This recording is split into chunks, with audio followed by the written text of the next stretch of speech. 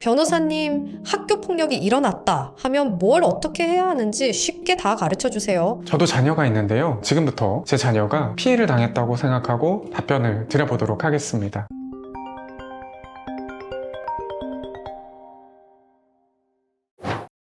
학교폭력을 당했다면요, 첫째로 학교폭력 신고를 학교나 교육청에 하시면 됩니다. 구두로 신고를 하셔도 되지만 변호인의 조력을 받아서 혹은 본인이 직접 학교폭력 신고서를 작성해서 제출하시는 방법도 있습니다. 학교폭력은 신고를 시작으로 긴 절차가 시작됩니다. 먼저 상대방 학생에 대한 압박 수위를 높여가야 됩니다. 학교폭력 가해 행위가 우리 형법에서 나와 있는 폭행죄, 상해죄 이런 범죄 행위를 구성하는 경우도 물론 있겠죠. 그렇다면 학교나 교육청에 신고하시고 동시에 혹은 조금 시간차를 두고 경찰에 가서 고소도 같이 진행하세요. 이렇게 한다면 경찰이나 검찰 같은 수사기관과 교육청, 학교 자체에서도 절차 간에 서로 보완이 됩니다. 더불어 학교폭력 피해 사실을 금전적으로 보상받으실 수 있는 민사소송을 제기하실 수도 있는데요. 이 민사소송 역시 가해 학생을 압박할 수도 있는 그런 수단이 되기에 학교폭력 절차가 진행되고 형사고소 절차 이후 혹은 형사고소와 동시에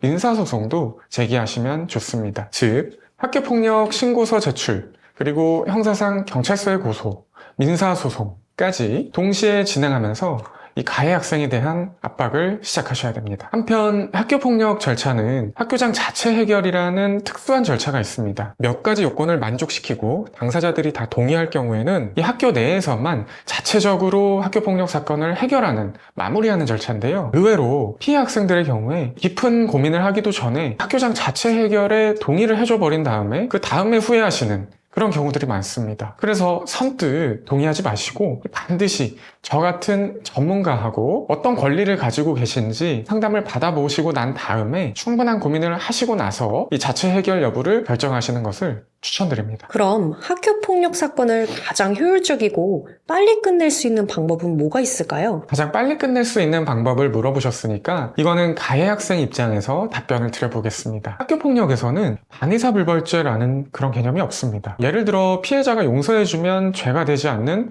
폭행죄도 있지만 이런 특수한 죄들을 제외하고는 설령 피해자하고 합의에 이르더라도 수사 절차는 그대로 끝까지 진행이 되거든요. 대신에 이 학교폭력 절차에서는 특이하게도 피해 학생하고 빠른 합의를 통해서 피해 학생이 학교장 자체 해결이라는 절차에 동의를 해주는 경우라면 이 학교 단계에서 학교폭력이 취하되고 교육청 학교폭력 심의 절차가 진행되지 않습니다. 그렇기 때문에 이 학교장 자체 해결을 노려보는 게 빨리 끝낼 수 있는 가장 좋은 방법일 겁니다. 교육청 심의 단계로 진행되기 이전에 학교 단계에서 빠른 합의와 종결을 도모해야 되는 거죠. 만약 교육청 심의로 넘어가는 경우에는 그때부터는 피해 학생이 취하 의사를 직접 밝힌다고 하더라도 심의가 끝까지 진행되는 것이 원칙입니다. 학교 폭력 당한 피해자와 피해자 부모가 조변님을 찾으러 왔을 때 다른 변호사를 찾아가는 것보다 뭘 더 얻을 수 있을까요? 저는 올해 6월까지 경기도 교육청에서 학교폭력, 교권, 아동학대 등을 전담하는 교육청 변호사로 일해왔습니다. 학교폭력 절차의 근거가 되는 학교폭력 예방법 개정 절차에도 TF팀 멤버로 들어가서 학교폭력 절차를 만드는 그런 일을 수행하기도 했습니다. 그리고 무엇보다 이 학교폭력 절차는요, 일반 사법 절차와 다르게 학교폭력 절차만의 특유의 진행 방법, 그리고 당사자들의 재량, 기준 이런 면에 있어서 좀 특수한 색깔이 짙습니다. 조직 내부에서 전담하여 일을 수행하면서 겪어본 경험, 일 처리를 직접 수행하는 실무자들과의 소통 등 다른 변호사님들이 이제 하시는 것과는 다르게 저는 이 바닥의 전문성을 강하게 키워왔습니다. 더불어 제 경험을 학생, 학부모님, 교사분들 이분들과 나누고자 현재까지 학교 강연, 기관 강연 같은 거를 포함해서 어림잡아 100번 이상, 100회 이상의 학교폭력, 교권, 아동학대 법률 강연을 진행하고 있습니다. 자학사님들과 올해 5월에 학교폭력 관련 서적을 집필하기도 했습니다. 가장 실질적인 도움을 드릴 수 있다고 자부합니다.